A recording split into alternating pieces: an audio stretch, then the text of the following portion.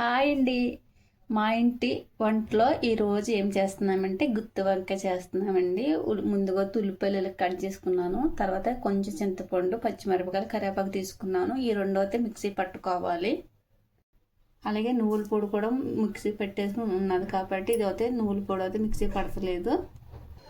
వంకాయలు అయితే ఇలా మొక్కల కింద కట్ చేసేసుకున్నానండి. ముందుగా సాల్ట్ వేసుకొని నీళ్ళు వేసుకోవాలి. కట్ చేసుకున్న తర్వాత నువ్వుల పొడి ఒక 2 చెంచాలు వేస్తున్నానండి. నేను వాటర్ వేయకుండా ఉత్తి పొడి పెట్టుకోవాలి. తర్వాత ఉల్లిపాయలు గుజ్జుది మిక్సీ ఆడుకున్నది కూడా వేసుకోవాలి. 1/2 కేజీ ఉల్లిపాయలకి 1/2 కేజీ వంకాయలకి ఒక 4 ఉల్లిపాయలు సరిపోతాయి, చిన్న సైజు. కొద్దిగా మిక్సీ కడిగేసుకుని ఆ వాటర్ వేసుకుంటే నువ్వుల పొడి వేసేస్తాం కాబట్టి కలుపుతానికి కొంచెం ఇలా కలిపేసుకోవాలి. కొద్దిగా మనకి తగినంత సాల్టు, కారం వేస్తున్నానండి. ఇప్పుడు గుత్తి వంకాయ కాబట్టి సరిపడగా ఉండాలి. కారం 2 నిమిషాలు, కొద్దిగా పసుపు, గరం మసాలా, జీలకర్ర పౌడర్, లైట్గా ధనియాల పౌడర్, అల్లం వెల్లుల్లి పేస్ట్ అన్నీ వేసుకున్నాం కాబట్టి ఇప్పుడు ఒకసారి ఇలా కలిపేసుకోవాలి. మసాలా అంతా మొత్తం అంతా ఇలా కలిపేసుకుంటే మసాలా వాసన గుమ్మగుమ్మలు ఏమంట కలుపుతున్నప్పుడే అంత టేస్ట్గా వస్తుంది అన్నమాట. కూర కూడా ఇలా కలిపేసుకున్నాం కదా. ఇప్పుడు ఈ మసాలా ఈ వంకాయలు ఇలా పెట్టాలి. మొత్తం అంతా మసాలా ఇలా పెట్టేసుకుని మొత్తం అన్ని సైడ్ని పెట్టేసుకోవాలి పక్కకి. నేను అయితే ఇప్పుడు ఆయిల్ వేస్తున్నాను. కళాయి పెట్టుకుని కొంచెం ఆయిల్ ఎక్కువ పడుతుంది.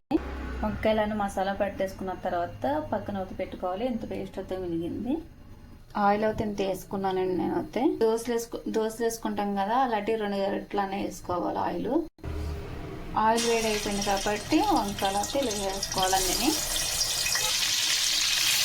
పెద్ద మంట మీద ఉంచుకోవాలండి వంకాయలు ఇప్పుడు. ఎందుకంటారా కందరిపోతే చిన్న మంట మీద అయితే ఏదో ఒక పేస్ట్ మిగిలిందో ఆ పేస్ట్ కూడా పైన వేసుకోవాలి. అలా కరివేపాకు అలాగే పచ్చిమిరపకాయలు ఒకసారి బట్టతో తీరుగా అనిపించుకుంటే చిన్నగా మూత పెట్టేస్తున్నానండి 10 నిమిషాలు. చూసారు కదండి బాగా మగ్గనియ్యి. అలాగే అరగంట కూడా వచ్చింది. నేను పెద్ద మంట మీద వదిలేస్తాను, చిన్న మంట పెట్టుకోవాలి. ఇప్పుడు చిన్న మంట మీద పెట్టుకుంటున్నాను. ఇలాగే మగ్గిపోవాలండి గుత్తి వంకాయ అంతా. 5 నిమిషాలు 10 నిమిషాలు అయిపోయిందండి చిన్న మంట మీద. ఎప్పుడైనా సరే కూర వండుతున్నప్పుడు ఇదైతే చూసుకోవాలి గ్యాస్ స్టవ్ కాడ నొట్టు దగ్గర. ఎందుకంటే పెద్ద మంట చేయి తరిగేసి వచ్చేస్తుంది. కూర చూసారా ఎంత బాగా వచ్చేసిందంటే ఒకసారి కలిపి చూపి ఒక వాటర్ చుక్క వేయకుండా కూర అన్నది ఇలా రెడీ అయిపోతుందండి. అంటే మనకి అల్లం వెల్లుల్లి పేస్టు, ఈ ఆనియన్లో వాటర్ ఉంటుంది కదా, అట్లతోటే మగ్గుతుంది అన్నమాట గుత్తి వంకాయ.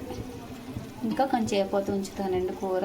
వంకాయలు మంచిగా ఉండాలండి. వంకాయ మంచిగా అవుతే కనుక నేను అయితే ఈ వంకాయలు ఊరి నుంచి తెచ్చాను కాబట్టి చాలా మంచిగా ఉన్నాయి. కొంచెం ఉప్పు కూడా చూసేస్తే చాలా బాగుందండి కూర అయితే. ఇంకొక 5 నిమిషాలు ఉంచేస్తాను.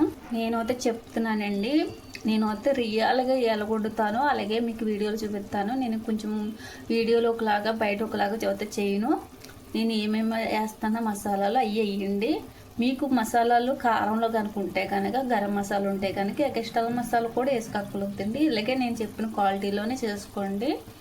నేను చిన్న మంట మీదే కూర అన్నది ఉడికితే చాలా బాగుంటుంది. ఫస్ట్ నేను పెద్ద చేయి తలిగి నట్ట ఇలాగ పొయ్య పెద్ద మంటలోకి వచ్చేస్తుంది. అందుకనే కొంచెం అడుగంటుంది. లేదంటే కనుక మీకు చిన్న మంట మీద అడుగు కూడా అంటదండి. ఇప్పుడైతే కొత్తిమీరతో వేస్తున్నాను.